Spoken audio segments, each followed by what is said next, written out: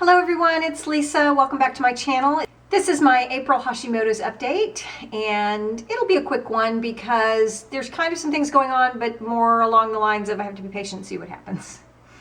If you remember in my last update in my March Hashimoto's update, which I will link here, I crashed when it came to my monthly cycle. I had started an increased dosage of cortisol. Apparently that messed up my cycle, so I cut back to the previous dose. So I went back to 10 milligrams a day, down from 12 and a half a day.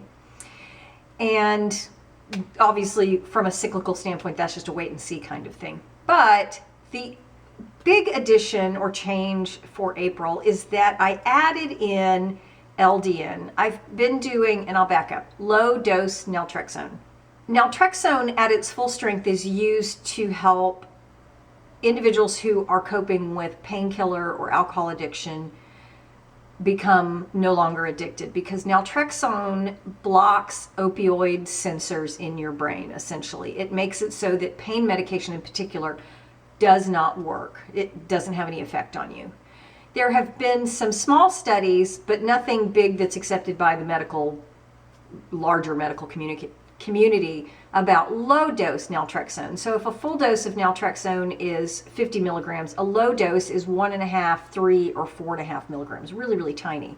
There's been some studies regarding LDN, as it's known, and its ability to help the immune system, particularly for people with autoimmune diseases such as Hashimoto's, but also including fibromyalgia, MS, those types of things. And I'd been thinking about it for quite some time, doing a lot of research, reading up on it, and finally decided to reach out to my doctor and say, hey, do you know anything about LDN? Are you familiar with it? Do you prescribe it? If so, under what circumstances? And he came back and said, yes, we're very familiar with it. We prescribe it here. We compound it in our pharmacy. You want to try it out? We're open to that. So I said, sure, starting at 1.5 milligrams a day for a month and moving up to 3 milligrams starting in the second month. So I got my prescription.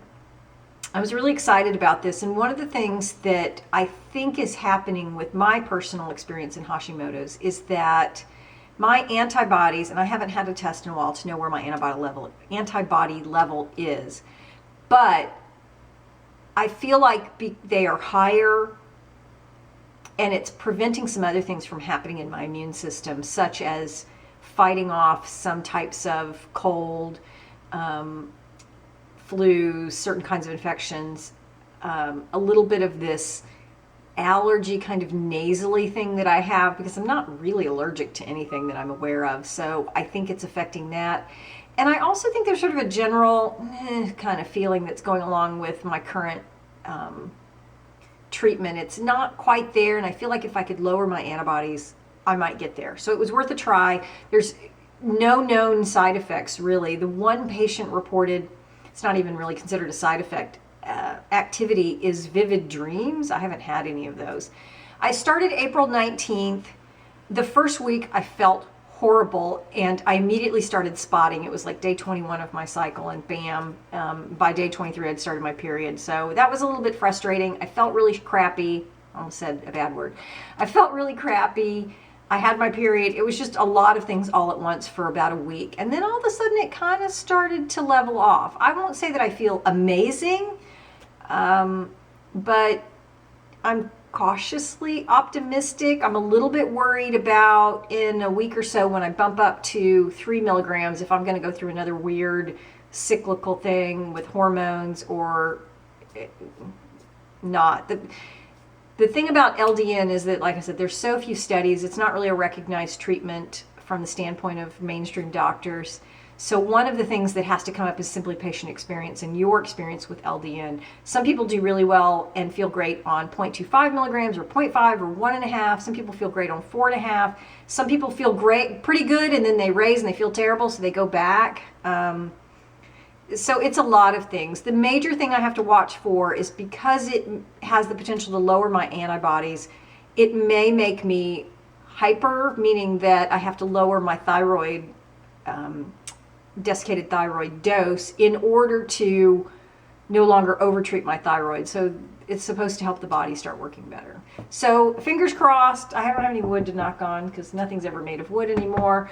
I have nothing but granite here. So knock on wood. So far, so good. I'm hopeful that it will, you know, help things out a little bit. Nothing else as far as treatment has changed. You know, still doing all my supplements, all my other compounded hormones, and that's pretty much it. I don't know what else to say. I'm really looking forward to seeing how the next couple of months go with the LDN, and I'll keep you posted. Thanks so much for watching. I do appreciate each and every one of you. If you have any questions or comments, be sure to leave them for me. I would be happy to start a conversation with you and hear about your experience if you've had any with LDN. And if you like what you see, be sure to subscribe to my channel. And I will talk to you guys soon. Thank you.